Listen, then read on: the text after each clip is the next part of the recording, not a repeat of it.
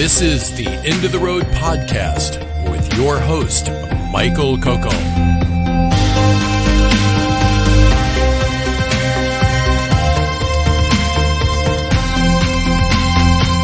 Exploring the horizons we never touch because we're already there.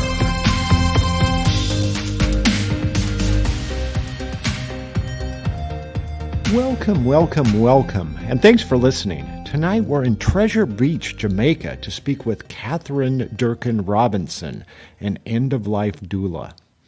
And you may be asking, what is an end-of-life doula doing in Jamaica?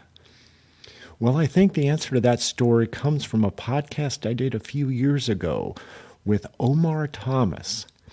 And Omar and I have kept in touch since then, and he, several years ago, founded the Diaspora Psychedelic Society in Jamaica, where psilocybin is not against the law. And Omar is always the innovator, and he's always coming up with new cross-disciplinary approaches to help out various populations with psychedelics and other spiritual modalities. In fact, Omar is a U.S. Army veteran, and for many years has been working with veterans and veterans groups to heal, such things as PTSD and other service-related traumas with psychedelics. But Omar had a new idea, and he approached me and he said, boy, what we're going to put now is end-of-life care with psychedelics. And you remember there's a lot of research going on with this with Johns Hopkins and elsewhere of people having remarkable insights and reframing of the end-of-life experience using psychedelics, magic mushrooms, and other healing modalities. And I think Omar's program in Jamaica might be one of the first in the world to combine psychedelics with an end-of-life doula in a psychedelic retreat center. And Catherine is the end-of-life doula that's putting this all on. And Omar has a lot of confidence in her, and the program's going to be starting in June. I'll put the links in the show note if you're interested, you or any of your loved ones or acquaintances. But, Catherine's, well, just wait till you hear her. Catherine's got a wonderful story, and I know that she's going to be doing great work in Jamaica this summer. And stay tuned for the end of this podcast after the interview is over, and I'll do my own riff on what I've called Ode to the Mushroom. But without further ado, here's Catherine to tell her wonderful story in the end-of-life doula program she's got starting up in Jamaica.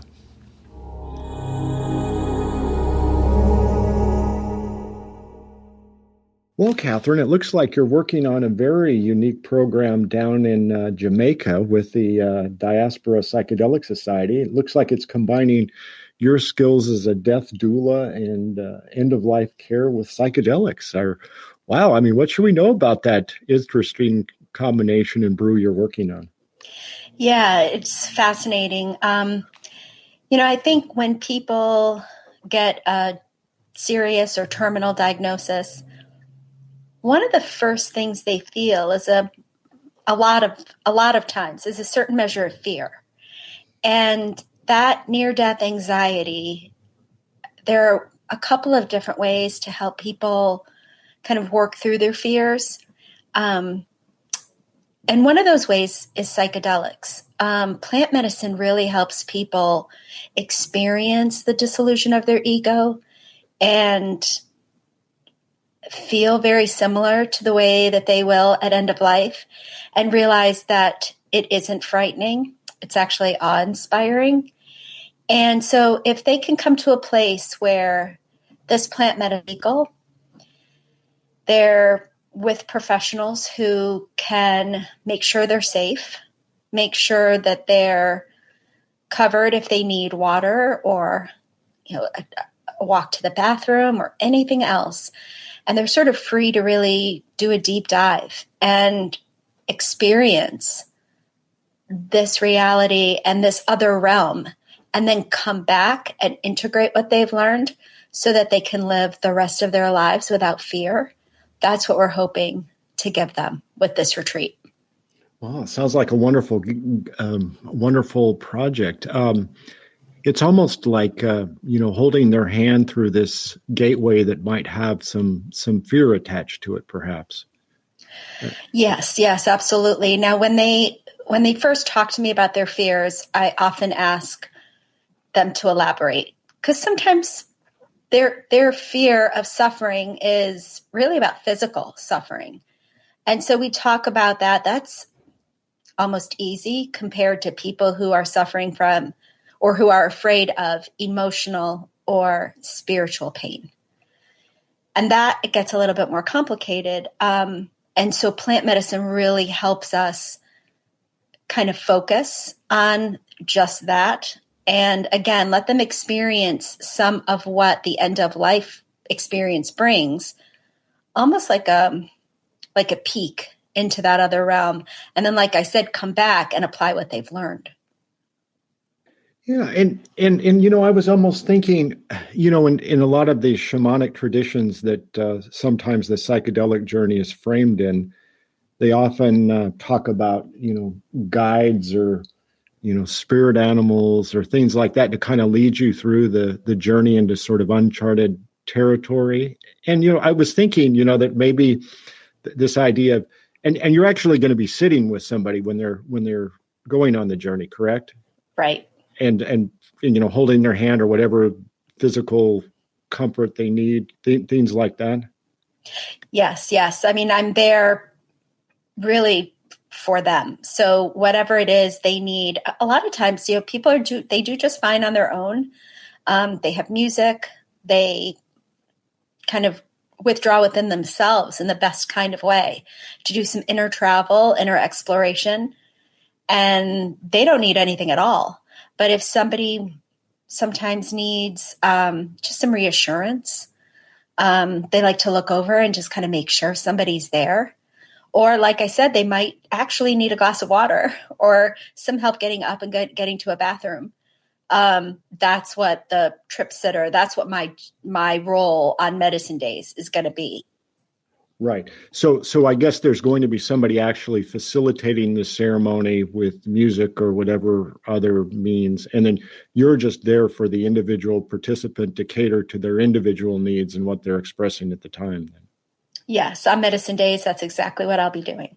Great. And then on non-medicine days, what do you anticipate your involvement's going to be with regard to integration or whatever other activities you're well, on integration days, sometimes, sometimes those medicine days, require a lot of thought, a lot of reflection, what happened on those medicine days. And so there's going to be plenty of time for that. It's important not to overschedule people who have just been through one of those experiences. It's a lot to process. It's a lot to absorb. And sometimes they just want to talk about it. They want to talk about what they experienced, how it maybe relaxes them or makes them feel a whole lot better about death. A lot of times, we talk about what was revealed during those medicine days. Lots of love, the awareness that we're all connected. People just want to kind of talk about how good that feels to know it on a deeper level than they did before. But then we're also going to have specific workshops helping people. Now that we've gotten rid of some of that fear, let's talk about how you want to live the rest of your life. So often, the dying experience can be so much better. If it's been my experience that it can be so much better for people if they've really gone through the process of three things. It's I love you, I forgive you, please forgive me. And we talk about that. Who do we want to say we love? Who do we want to reach out to? Do we want to reach out to anybody and say that we love them, that we forgive them? Do we need to forgive anybody? Really doing a deep dive into our lives. And if we can make meaningful amends, if we need to, then that makes the rest of the process so much more meaningful and so much easier, actually. We also talk about the dying process. When people are afraid of something, often learning about it makes it better, makes it less frightening. It's nothing anybody really wants to do. It's not like anybody looks forward to this phase.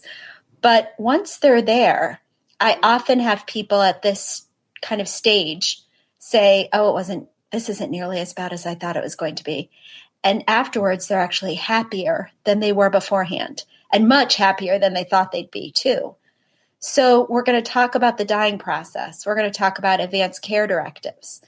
We're going to talk about goals. What do you want to do? Some people want to see their child graduate. Some people want to see their granddaughter get married. There are all kinds of things that they wish they could do and probably can. So we talk about ways to make those dreams a reality, to really live the best life in these last few months, weeks, whatever it might be. And so there's a bunch of different things that go into this process of finding out what our fears are, what our goals are, how we want to live the rest of our lives with a lot of joy and meaning, and then what to prepare for and how to make this process better for our loved ones. So those are all the kinds of things that we'll go over on integration days, in addition to just kind of relaxing and leaning into what we've learned and enjoying the process that we're going through in Jamaica.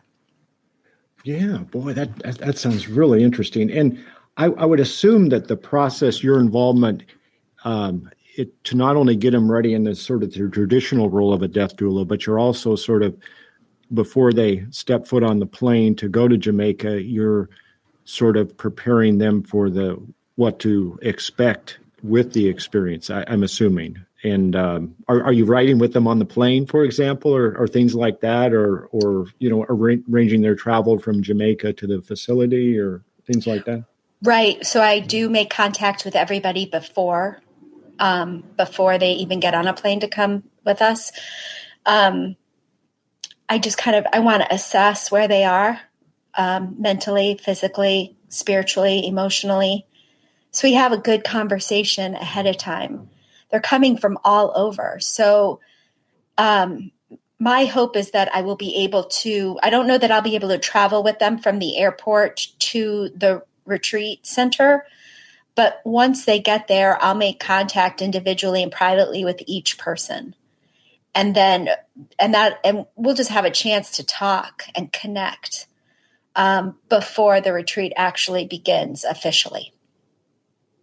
Right. And you also mentioned this, the process, you mentioned a 3-step process, starting with I love you and then ending with amends. And that seems to have a lot of resonances with sort of traditional religious rites, either in, I know ahead of time that we both grew up Catholic, but of, the Catholic rites or the, for example, the Jewish rites of that. And what role do you think that the making amends, or however you would want to frame it, plays in a person's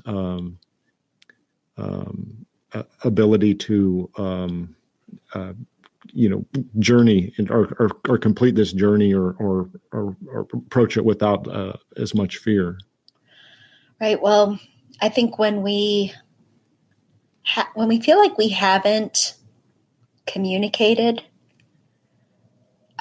those deep feelings of love, forgiveness, or remorse, it weighs on us. And that's what I've seen with people at the end of their lives, that it weighs so heavy and it makes it almost impossible to die a joyful, peaceful, good death, which everyone deserves.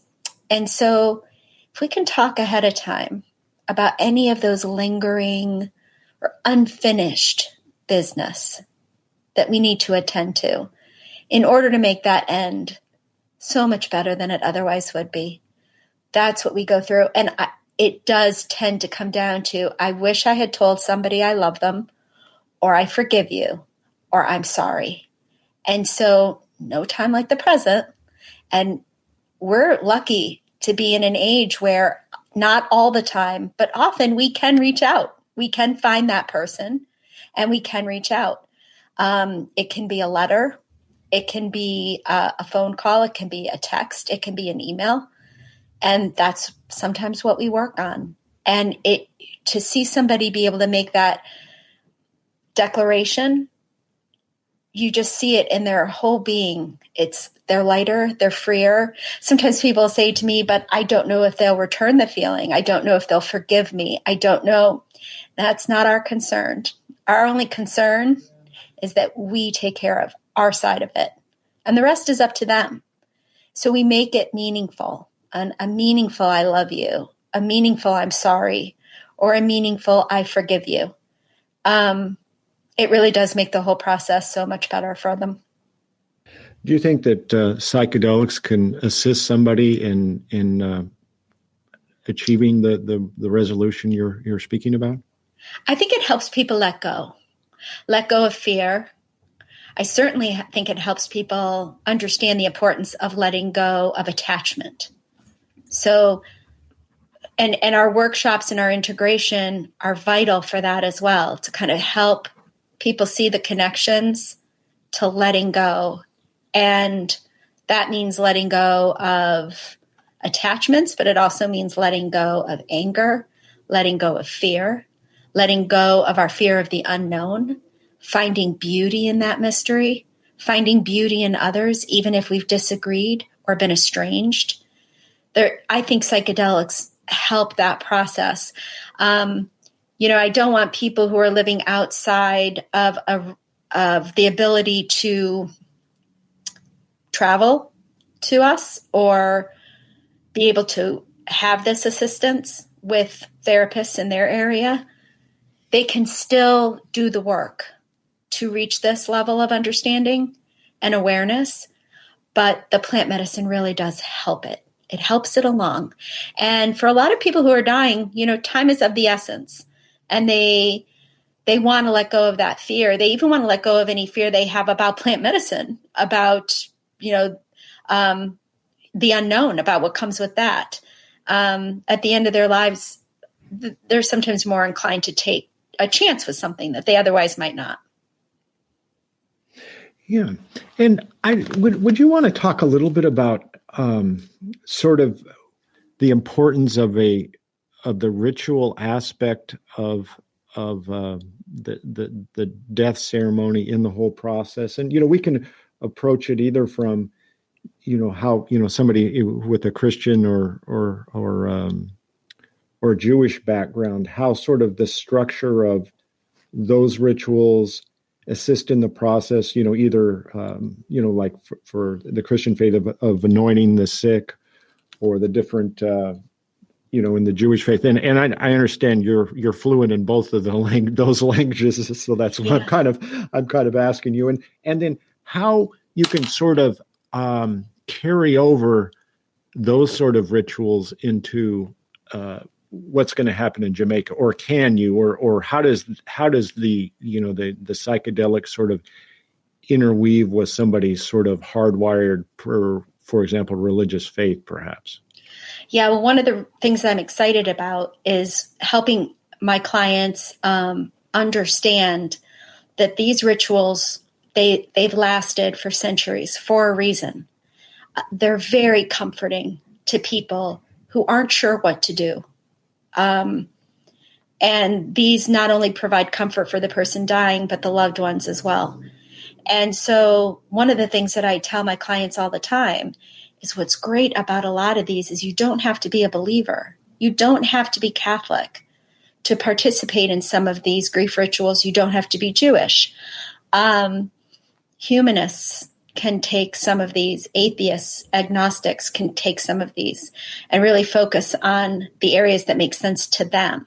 Same with my Buddhist clients. So I do bring a certain level of awareness and knowledge. Being raised Catholic, I was at my first last rites when I was about 4.5 or 5 years old. My grandpa was dying. And there's a very specific way that Irish Catholics deal with death. And it always struck me as very healthy. The dying person is surrounded by a lot of love, a lot of care, a lot of comfort, and also celebration of their lives. And then when they're dead, we spend time with the body, telling stories. Children are all over the place. I know that there are some like more Western kind of modern cultures that have never seen a dead body. They maybe were called to a hospital room and told to say goodbye to their grandmother or grandfather, and then that body 3 minutes later is scurried away as if there's something wrong with it. There is nothing wrong with being around a dead body and crying and letting it out and telling stories and laughing and celebrating that person and then crying some more. These are very healthy, natural ways for people to grieve and also to tell themselves, to know that this person is gone. It's really very, very comforting. And so you don't have to be Irish Catholic, though, to do this, especially nowadays. There are all kinds of options that you have all over the country where people can really fully mourn the person who has gone, come together as a community, and support one another as they grieve. I converted to Judaism when I was in my 20s. And again, that's a culture that has a very specific relationship with death. And specifically, I'm talking about sitting Shiva. So for a week after, and there's lots of rituals that Jewish folks do after the death, but specifically about Shiva, sitting for a week in your home and having people come to you and comfort you and bring food and some drinks and sit around and tell stories and laugh and cry and really fully mourn that person for a week. And then you're to take a walk outside, and then that mourning period is over, typically. Then you are required to go back to the business of living. That can be very healthy and good for people. And there are and you don't have to be Jewish to do it. So there's lots of ways that people can incorporate different rituals from different faiths or philosophies that make sense to them or that sound comforting to them, and they should be able to do it, and they can. And sometimes they just need like a help from, like, say, a doula who can kind of guide them through this because they didn't know about it before. And as a society, we certainly don't encourage people to talk about these things. So it's nice to have a professional who can kind of guide them, talk about all the different rituals that are out there, all the different ways that you can celebrate this person you love so much, or all the different ways that you can leave this world in a way that, you only have one shot at this. So in a way that's meaningful and joyful rather than frightening or scary. So that's kind of what we do. We take all these different rituals and we find what works and apply it so that everybody has a better experience and can come away from this healed rather than hurting in a way that's going to last a lot longer than it needs to. Does that make sense? Yes. And what came to mind as you were talking about, even non-believers and, non-believers that are not surrounded by a religious community, by participating in this ceremony might have a bit of that ceremonial aspect where if they didn't come to Jamaica, they wouldn't necessarily have it, perhaps, if they were in a culture or a culture or belief system that was, atheist and wasn't surrounded by love or right. Sort of anything like that. So I would think that would be very therapeutic as well. Yeah, it is. And my hope is that people will leave Jamaica kind of feeling empowered. Like, you know what? I'm going to go back to my community, whether it's a Christian community, a humanist community, or maybe you've got a bunch of people you love running with, you love riding bikes with, you love going to book club with. Let's take your love of books. Let's figure out some rituals that make sense for you And that's how we'll do this. Like, there are lots of different ways to celebrate and to bring rituals into your life that help you in this process. That's why they're there in the first place. And what's nice about it is that we can learn about all these different kinds and then pick and choose what works for you. I had a client who wanted me to read from the Tibetan Book of the Dead while she was actively dying. And I was happy to do that.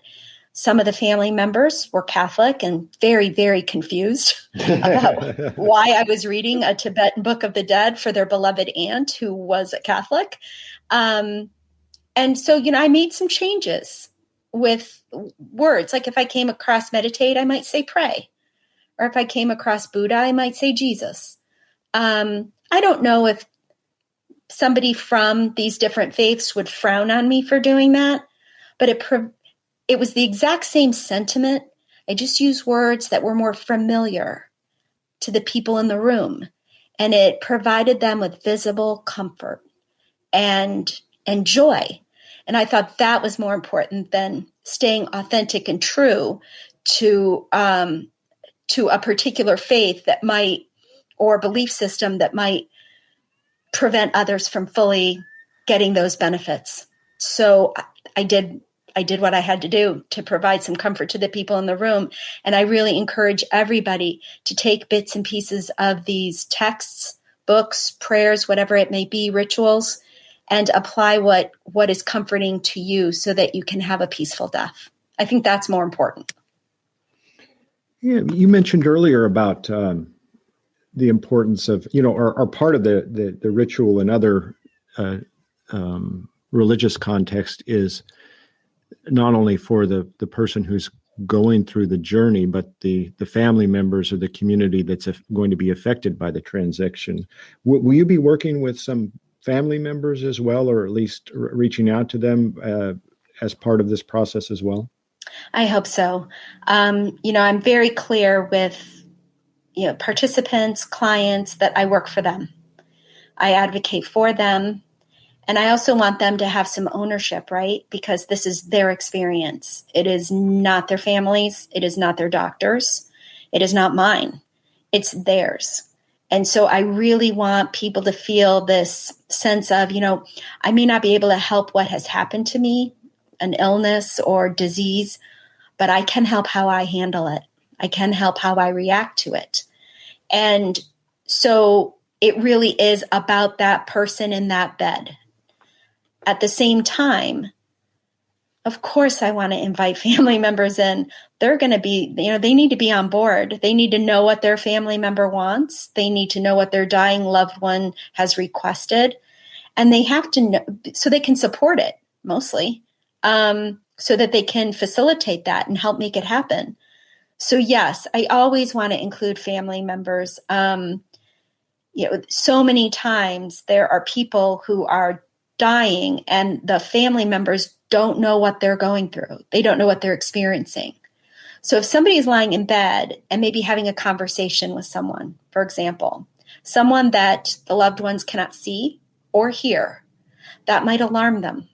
They might react in a way that's wholly inappropriate. That if they just had some awareness, somebody who could sit down and say, okay, this is completely normal. About 80 to 90% of us are going to experience these visits when we die. Your loved one is talking to somebody we can't see or hear, but look at their face. You can tell they're comforted by this visit. They're not hallucinating because they're not agitated. They're not confused. They know exactly who they're talking to. So there's nothing at all to be afraid of. Let's just wait. And when they're done, ask if they can tell you what happened, and then just listen. And that makes perfect sense. That's reasonable. They just, like I said, as a society, we don't really talk about these things. They had no idea that that was a reality for so many dying people. And that's just one example. There are so many. So if a family member can understand what their dying loved one is actually going through, then it makes it better for the dying person. When they open their eyes, they see calm, loving, caring family members who are aware of what's going on and there to support. So that's why it's really important to get the family members on board and to talk with them. And so if these participants do have kind of a care team, whether it's, religious folks, family members, children, maybe nieces or nephews, or friends. I would love to be able to contact them and just be available for those kinds of things to be able to make it better for everybody. Oh, wonderful! And you mentioned, it's like where the person going the journey is having like a near death experience, for example. Is that kind of what you were describing, where they're talking to people that aren't in the room and things like that? Or yeah, it's like an awareness almost. Sure. And so they call it like near death awareness, or they call it visions or visits. I like to think of them as visits, but it does happen the closer that they get to death. And in some ways, the working with mushrooms or other psychedelics might potentiate that as well. Oh, yeah. And that would be like a precursor to what they would expect as they get closer to the actual threshold, perhaps. Yeah, it's really interesting because so often when when I prep people who are going into a psychedelic experience, you want to encourage them to be open to whatever it is they're going to experience. Well, near-death awareness is the exact same thing. So you kind of let people know that there are, if you see something that jars you or alarms you, don't run from it. Turn around and face it and say, what do you have to teach me? So whether you're in a trip or whether you're having a near-death awareness and somebody is visiting you, you can do certain things to ensure that that is a more positive experience. Almost all the time it is. But you have like little times every once in a while. Like there was a gentleman who served during World War II. He never talked about his experiences ever. As he was getting closer and closer to dying, he was experiencing some alarming visits. So much so that he didn't want to sleep. He didn't want to fall asleep. He was afraid to. But if you get him talking about it, like, what is it that you're seeing? Can you tell me about it? And then just listen. He explained he was seeing something that a young man who looked like a zombie. He wasn't sure why he was coming for him. He was scared to death. He kept running.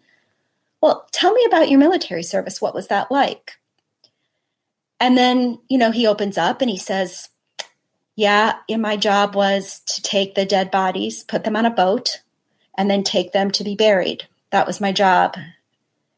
And as he talked about it more and more, he got calmer and calmer. So when you're going to go to sleep and you see this zombie in a uniform coming for you, try not to run. Try to turn around and say, what do you have to teach me? Why are you here? And he did that. And the gentleman said, I'm here to take you home. You took me home, and now I'm here to take you home. And that immediately provided him with comfort and ease so that he could go through this experience with less fear.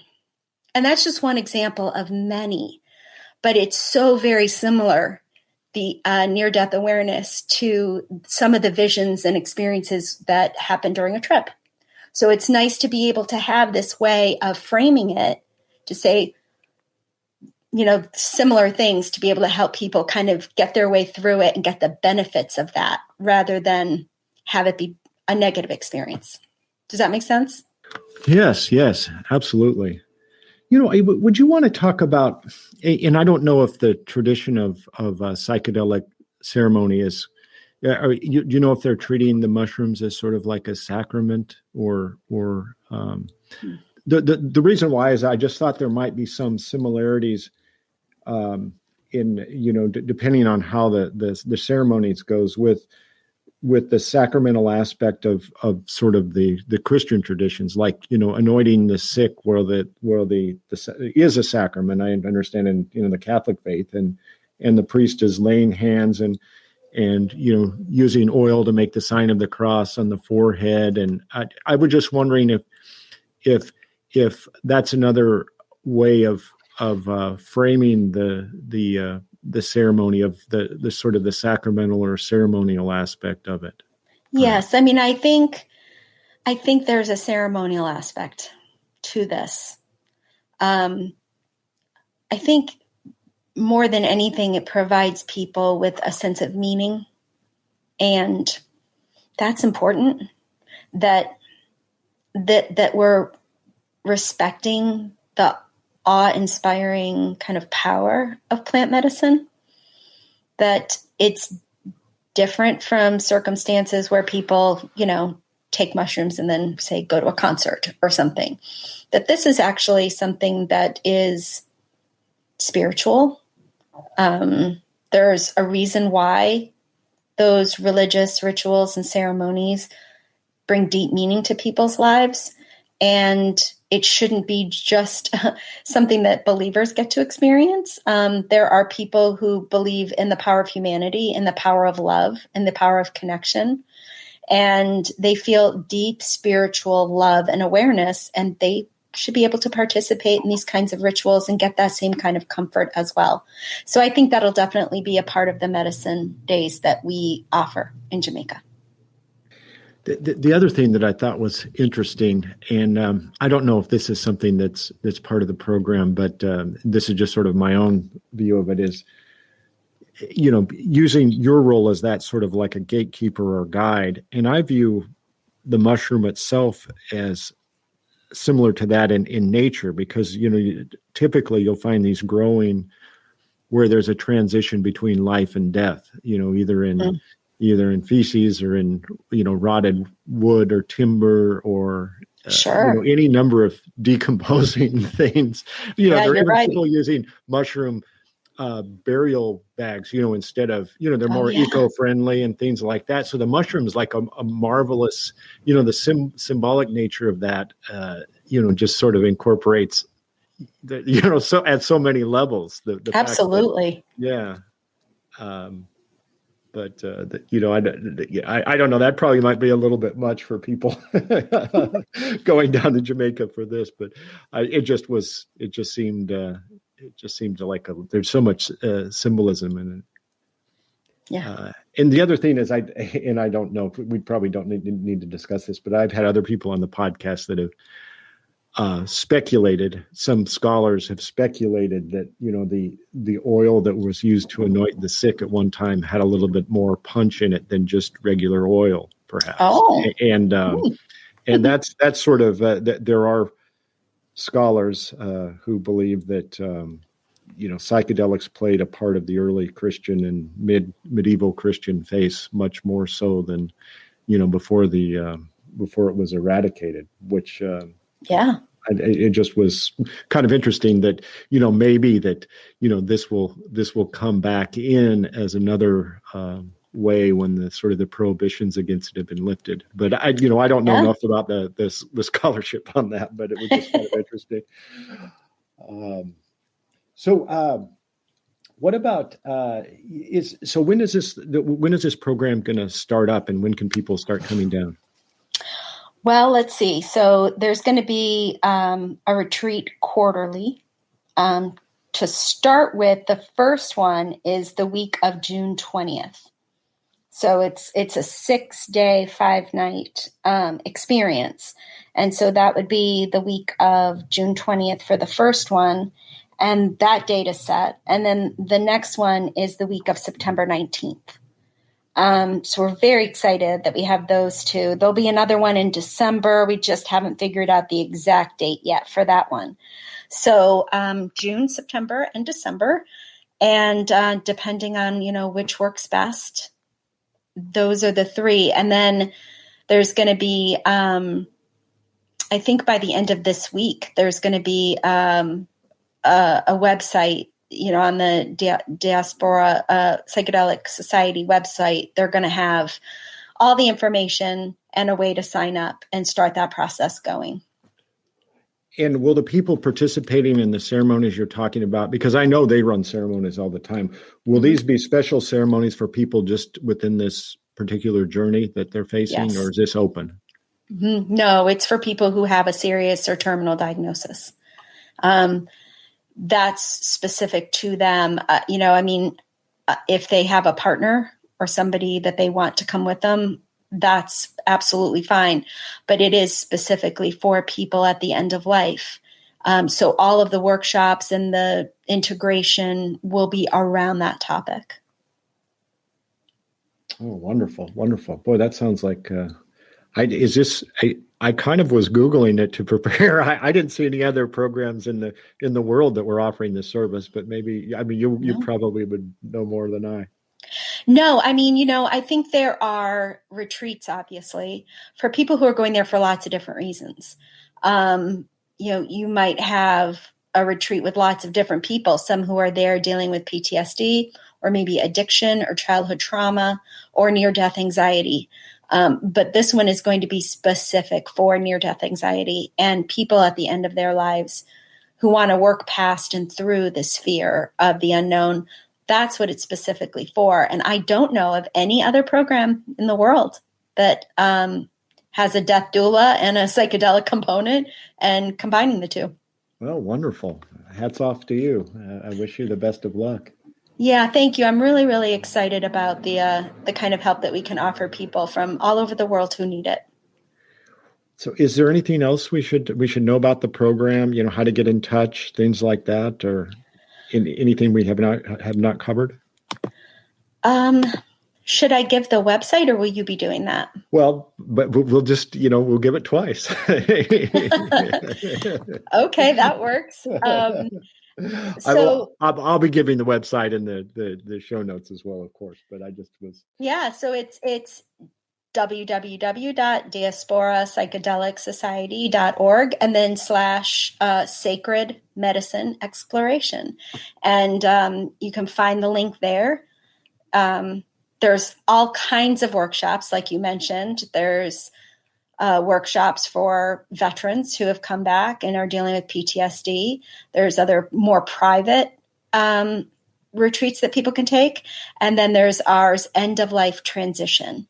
And it's pretty easy to find and pretty easy to sign up. And so I encourage everybody who might need it to get in touch, and we'll start the process right now. And I think probably most people listening to this would know, but if not, the laws of Jamaica are a little bit more lenient toward people having psychedelics in the United States. We might want to point that out too. Yeah, I think it comforts a lot of people to be able to do this safely and legally. And in Jamaica, you can do this safely and legally. And we haven't talked a little bit about you because you have a doula service in Florida as well. I do. Do you want to give the contact for that? Sure. So I run a doula service called Anitya Doula Services, and that's ANITYA. And I am primarily in Tampa, the Tampa Bay area. And I help people in a variety of ways at the end of life. People around here know me as like a 30-year political activist advocate. So I get lots and lots of questions from people who want somebody to advocate for them, to make sure that they have the kind of death that they want. And it really is a pleasure to be able to offer that. But people also around here know me as a newspaper columnist. So I had a column at 2 Tampa newspapers for about 10 years. And so people get in touch with me all the time to write their life stories, to write obituaries for them, to write their eulogies. From that, we take social media posts that keep friends and family kind of updated, so they know what's happening with their loved one as they're going through these phases. In addition to the regular doula stuff, helping somebody kind of companion with them through the end of their life, making sure. But I think my writing background certainly helps when people ask me to reach out to an estranged loved one and kind of bridge that gap, kind of say, I'm sorry, or make amends in some way, reach out a hand in some way to make that connection before the person is gone. So I find like I'm getting a lot of those kinds of requests just based on my background. But there's a whole host of services that doulas offer in general, and I have those on my website. So it's anityadoulaservices.org. Is there any significance behind the word Anitya? Yes, it's Sanskrit for impermanence. Oh, wonderful. Okay. Yeah. Well, that makes sense. Well, that's very fitting. Yeah. Yeah. Oh, wonderful, wonderful. Well, I appreciate your time, Catherine, and as I said before, I wish you the best of luck on this very unique and innovative program, and it's a wonderful extension to not only the psychedelic community but the death doula community and just people in general. So wonderful. Yeah. Well, thank you so much for having me. I really appreciate it.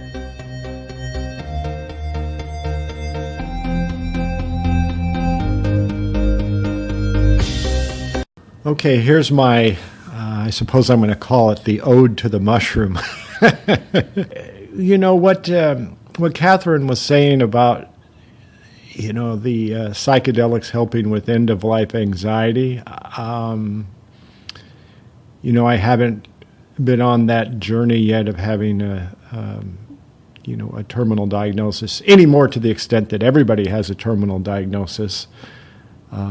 In fact, that's probably the wrong way of looking at it. But this idea of reframing that experience, I think, is interesting, and I think I have experienced some things like that. And it's almost like, well, I believe she used the term, ego dissolution or a non-dual experience, and I definitely sort of get that. Oh, that's not something that you can kind of, I think, understand with words or symbols. It's kind of more of a, I don't know what it is, but it's almost the sense, a feeling that a radical reframing to what you thought life was. I mean, you think of life in the way that humans construct it, that you're born, you have a life, and then you die, and then you don't have a life or it's taken away. And what I would suggest is that, perhaps with psychedelics or intense meditation or something along those lines, your sort of experience is not so much that you're alive to begin with, or that dying is even a thing, because the whole construct, the whole setup is a false sort of dichotomy that life and death are, these immutable facets of reality. And really, they're just human creation. I mean, what's really going on is so much more mysterious, and it's almost like it's not so much that anything is taken away from you or you're granted anything. It's like it's all just sort of a gift that and this whole idea of change is, I don't even think it has to do with change either. It's just all a gift somehow, and it's just kind of a gift and wonder and humility, perhaps. And so I can imagine that if somebody was, in that journey, and of course we all are in that journey again, that the realization that what you think is the end of the road, there was no road, there was no beginning and no end. That might perhaps change things for you.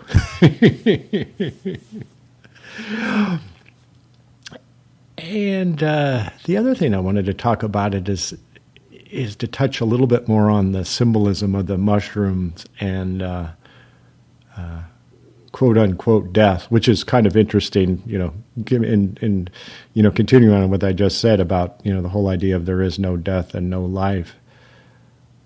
But I still think mushrooms always sort of occupy a weird place in our experience. I mean, they look weird. And the fact that they look weird, I think is significant in themselves, that there's always a weird association about them, in literature and in children's books and just the shape is not something, that you see. It's curvy and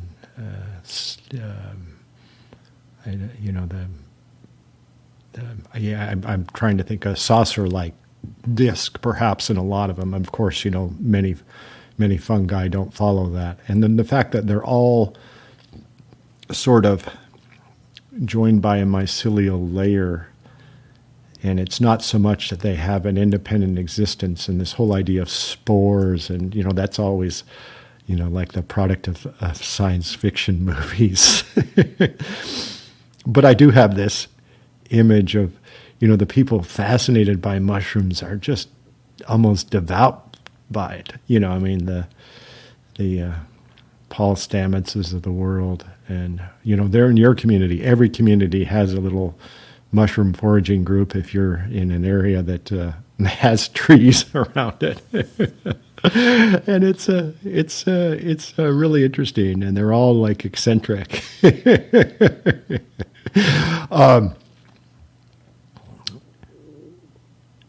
So this the role of mushrooms in the passage of life to death, or what we're calling life to death, or the cycle, the role in the cycle of trees, and the fact that they're using them in a wide variety of other applications associated with waste reclamation for the environment. They're putting them into the mortuary industry in suits that will help the bodies decompose. They're just interesting. And, we've talked before on the podcast about the Terence McKenna theory of the stoned ape, where the apes and the ate psychedelic mushrooms or other psychedelics, and that assisted in human evolution, something like the 2001 Space Odyssey obelisk type effect, perhaps, or at least that's the way I always imagined it. And I don't know that, I've heard from people that might know more than Dennis or Terence McKenna that might not have a lot of validity either from a evolutionary biology or an evolutionary anthropology model, but who knows? But it would be interesting that this whole idea of I was thinking today about usually when there's some sort of effect that a natural object has on another, that there's some evolutionary advantage of that. Plants have natural defenses. Of course, animals do to predators. So, ironically, the Bufo alvarius toad is, has the side effect of the toad secretions on humans is interesting, or the combo, the tree frogs, things like that. So the different venoms, and have different effects. So, what's the evolutionary advantage to a mushroom, or is there one? I would be interested in hearing, seeing exactly. I haven't heard of what, producing a psychedelic effect in hominids as to that, what that would do. So I was kind of, speculating, well, what could it be? I can imagine that, back to the spores and the mushroom enthusiasts, it's almost like, the people that ingest mushrooms, either medicinal, psychedelic, or otherwise, tend to be almost like spores spreading the news of them. But that would be on such an interesting level. But yeah, I don't know. On sort of the dark side, if you've had sort of journeys with mushrooms that have been sort of troublesome, you can imagine that, just like the venom or secretions of the toad, that it could be used to incapacitate predators or to discourage predators from eating the mushrooms, which is probably closer to the truth. Although it's interesting that humans, after